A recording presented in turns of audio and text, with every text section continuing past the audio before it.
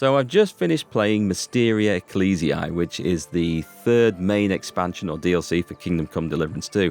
And it greatly surprises me to say, I actually enjoyed it, and I think it's probably the best of the three main DLC.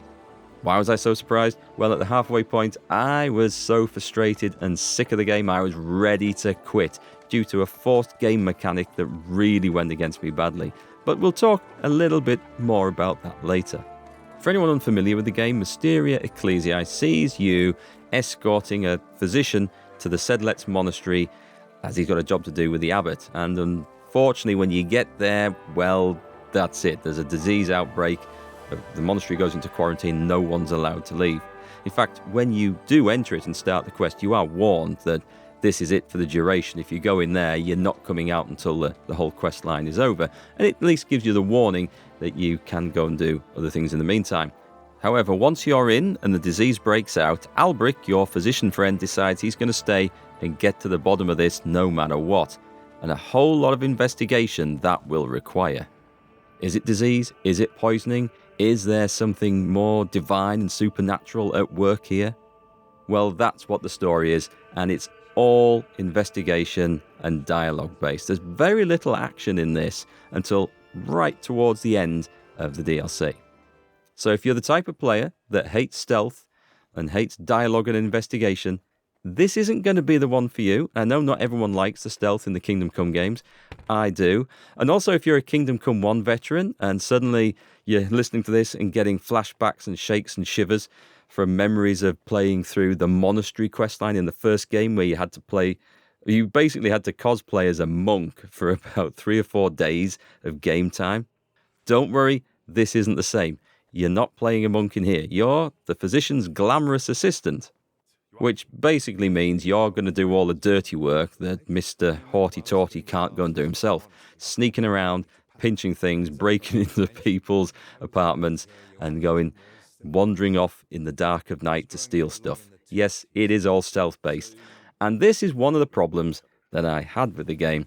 It's a forced stealth mechanic, which is okay in itself, but my version of stealth is when you get caught, you just make sure there are no witnesses left alive to report the crime. That isn't an option here.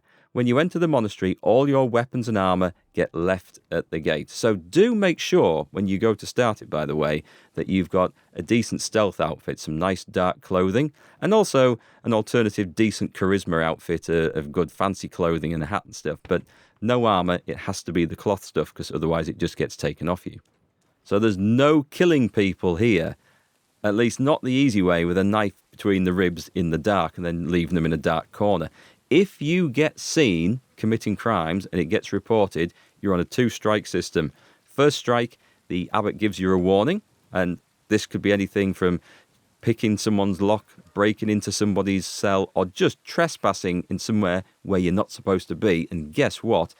That's all the content of this DLC right there, so you're going to be doing a lot of that. And the second strike, if you get caught and reported to the guards a second time, it's game over. I mean, there's no opportunity to try and talk out of it, use speechcraft like you do in the main game when you get caught by the guards. That option isn't there. Second strike, game over. Not just thrown out, game over. It's reload and go back. I found this a bit jarring and a bit brutal because this is not the way I deal with things when I commit crimes in this game. I'm always able to talk my way out of it, or I don't leave any witnesses left alive to report it in the first place. Both those options are removed here, so those are some of my favourite aspects of the stealth system, so we have to be a little bit more wily. The issue that nearly made me quit the game was that I was on my second strike, because as you can imagine, I was up to no good right from the start of the game.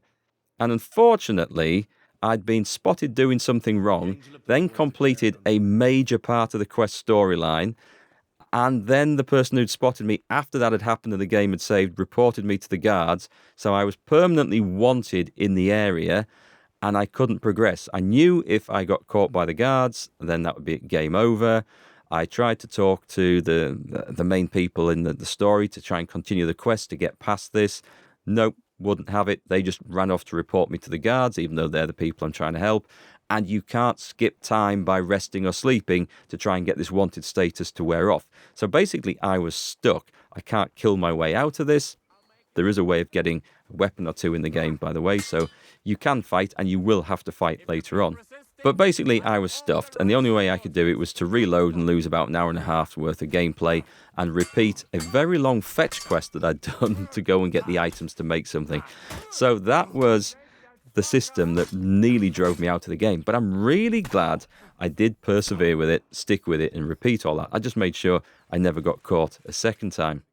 Because I got really engrossed in the story, I wanted to see where it was going.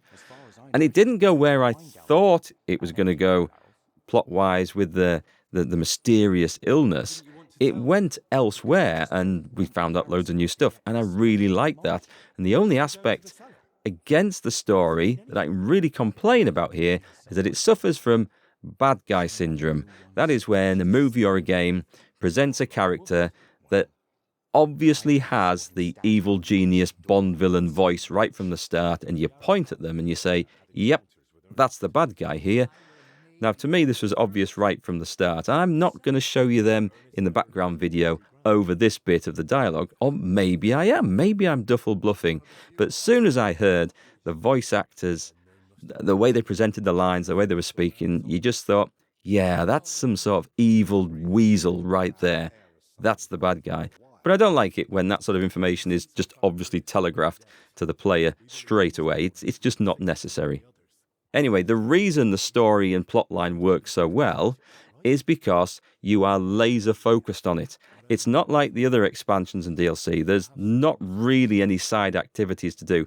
There are, but they're all tied into this one location. You're not travelling off and getting distracted by other things or other activities.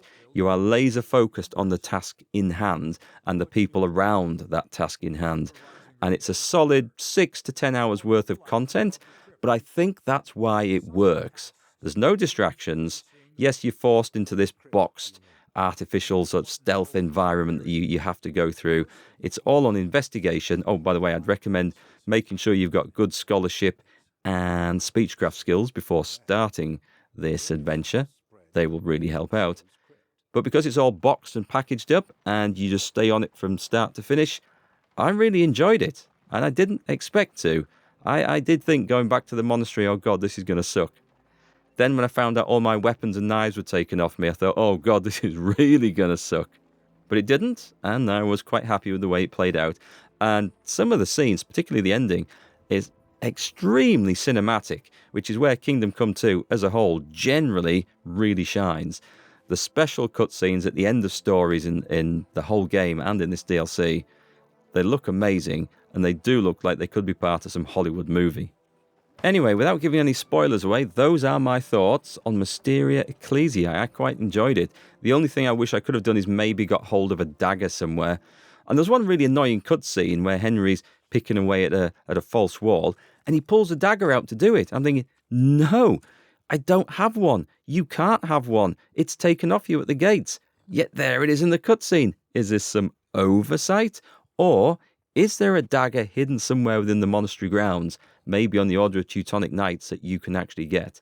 Let me know in the comments if you found one, because I'd love to play through this again, do that quest line again, and maybe just end up with maybe a pile of bodies down in the crypt or something from all those pesky witnesses that keep spotting me. Anyway, as always, folks, do please like the video, leave a comment down below, tell me what you think of the DLC if you've played it.